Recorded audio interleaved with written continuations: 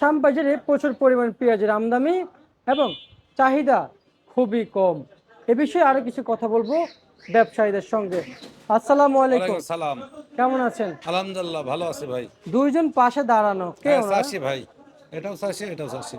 আচ্ছা আচ্ছা, উনি তো হলিশাঙ্গা একবারে থেকে যে আসছে কুষ্টিয়া জেলা। বাংলাদেশ জাতীয়তাবাদী হ্যাঁ বিএনপি দলের বিএনপির মাফলার গলা দিয়ে এসেছে। আচ্ছা, বিএনপির কাছ থেকে যাই হোক, ব্যানার একটু ধানের শীষের জানতে চাইবো ব্যানার। আপনার কাছ থেকে, এই যে কৃষকরা যে পেঁয়াজগুলো নিয়ে আসছে, ভাই পেঁয়াজের আমদানি আজকে কেমন দেখতে পাইলেন? আমদানি যাই হোক আছে, বেচাকেনা একবারই কম ভাই। আমদানি বেশি না, আগে থেকে আছে। কিছুদিন আগে পৌষ মাঘ মাসে এত আমদানি হয়েছে, দিনে 500-700 বস্তা বেশি ফেলেছি। এখন আমদানি কম, তারপরে বেচাকেনা নাই, কাস্টমার একবারই কম ভাই। জুয়েল ভাই, হকারের অনেক কমে গেছে। হকারের বলছে যে ভাই আমরা মাল বেচতে পারছি না, যেখানে 700 বস্তা 700 কেজি মাল বেশি, সেখানে আমরা 100 কেজি বেচতে পারতেছি না। বেচাকেনা খুবই কমে গেছে, আমারও কমে গেছে বেচাকেনা। জুয়েল ভাই, জি। আপনি তো শ্যামবাজার দীর্ঘদিন আছে। হ্যাঁ 17-18 বছর আছে ভাই। আচ্ছা, এই যে কৃষকরা পেঁয়াজগুলো নিয়ে আসতেছে, আর 17-18 বছরের অভিজ্ঞতা কি মনে হয় পেঁয়াজের আবাদের উন্নতি কি বাড়ছে? প্রচুর আমদানি হয়েছে। মানে আবাদ আবাদ আবাদও বাড়ছে, আমদানি বাড়ছে। এরা নজিবের ঘটনা আমার জন্য দেখি না, চাষারাও দেখি না, কেউ দেখিনি এত আমদানি, এত পেঁয়াজ জীবনে দেখা যায়নি। তাহলে কি আমাদের এক্সপোর্ট করার সময় এসেছে?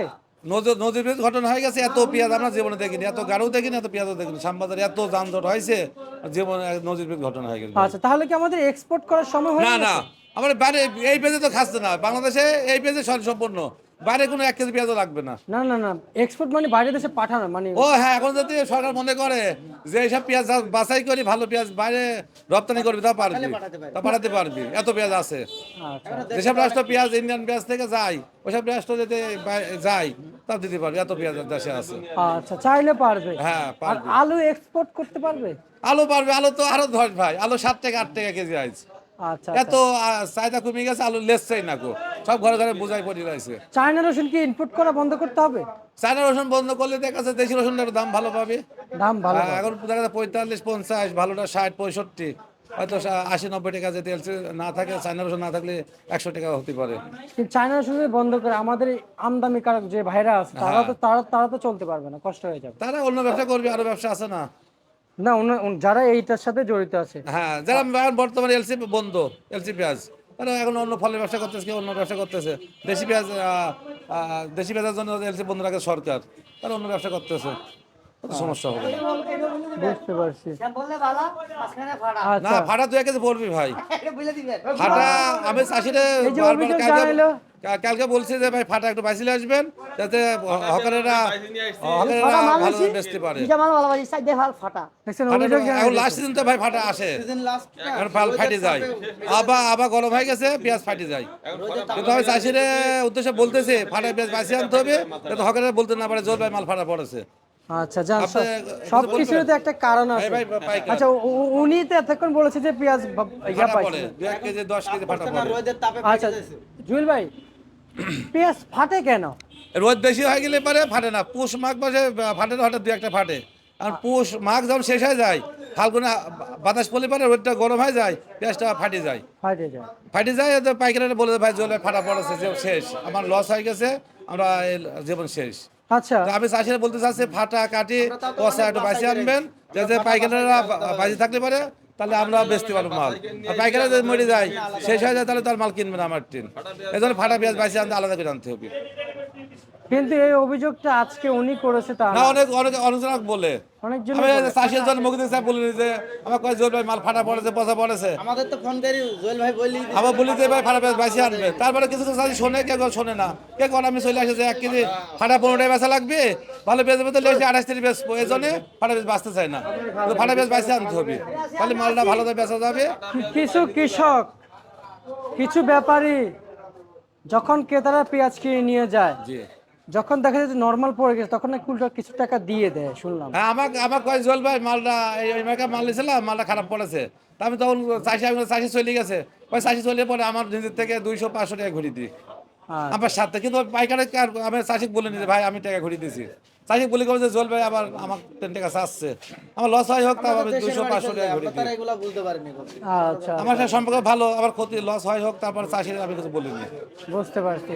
তো ভাই আসলে নিজে থেকে দিয়ে দিতেছেন না? নিজে থেকে দিয়ে দিয়ে ভাই ওকে কয়, ভাই ভাড়া বেশি পড়ে গেছে, আমার লস আছে যেমন শেষ হয়ে যাচ্ছে, তাই ভাই আপনি বেচেন, আপনাকে আমি 200 টাকা ঘুরিয়ে দেবো না, কি 5 বস্তা লিখে 500 টাকা ঘুরিয়ে দেবো। সেদিন একজনের কাছে ভাই আমার মাল মেলা খারাপ, 33টা মাল লিখেছে, ওই মেলা ফাটা পড়ে ভাই, আমি ভাই বেচেন, আপনাকে আমি 1000 টাকা ঘুরিয়ে দিচ্ছি 10 বস্তায়, আপনি মালটা বেচেন। পরে আচ্ছা, আমার 1000 টাকা ঘুরিয়ে দিলাম।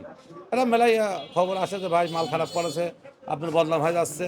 আমি চাষির বলি ভাই পচা ফাটা কাটি বাঁচিলে আসবেন, যাতে রিপোর্টটা না আসে যে মাল খারাপ পড়েছে। বাজার কমতেও পারে বাড়তে পারে, কেউ ঠেকাতে পারে না, কিন্তু মাল কোয়ালিটি ঠিক ভালোভাবে আনতে হবে।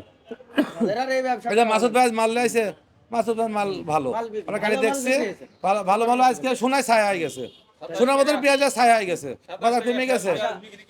আশা করছিলাম 27-28 টাকা মাল বেচতেছে, কি থাকে ভালো মালটা 31 টাকা বেচছি ভাই। আচ্ছা। আজকে ভালো পেঁয়াজ সর্বোচ্চ কত?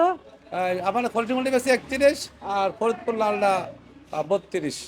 আচ্ছা, আর মাঝারি সাইজের পেঁয়াজ কত বিক্রি করেছেন? খুচরা পাইকারি? আমরা মাঝারি সাইজের। মাঝারিটা 26-27, 26-27-28, নিম্ন বাজার কত আজকে? নিম্ন 24-25 আছে, আমরা 26 টাকা নিচে বেচছি। আচ্ছা আচ্ছা আচ্ছা আচ্ছা আচ্ছা। রসুন সর্বোচ্চ উচ্চ বাজার কত? 63-64 দেশি হোয়াইট কালারটা, 63? 65 মাথা, মাথা নর্মালটা 45-50-55। আচ্ছা আলু বাজার আরো ধস ভাই, 12 টাকার আলু আবার 7 টাকা 8 টাকা হয়েছে, লেসছে না আলু। আচ্ছা আচ্ছা আচ্ছা আচ্ছা, বুঝতে আপনি পারছি। 8 কেজি 7 কেজি 100 টাকা বেচতে থাকেন এরা, আমার কাছে জল ভাই 8 কেজি 100 টাকা বেশি, তাও লেয় না। ওরা খুচরা বেচতে পারতেছ না, এখানে পাইকারি আরো দরে বেচতে পারতেছ না। 7 টাকা 7.5 টাকা 8 টাকা কেজি, একদম ভালো ভালো আলু। আচ্ছা আচ্ছা, 60 টাকা আলুর বাজার। জি, আলু একবারে ধস হয়ে গেছে ভাই। রসুনের বাজার কত বলেছেন? রসুন সর্বনিম্ন 45 আর মাথাটা 60 টাকা।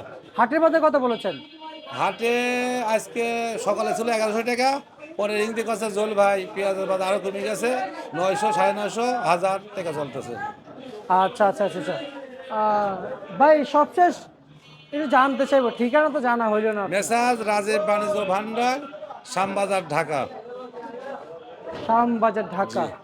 Phone number? 01777762307। আচ্ছা আচ্ছা আচ্ছা আচ্ছা, বুঝতে পারছি। জুয়েল ভাই, বাজারের কি পরিবর্তন হবে?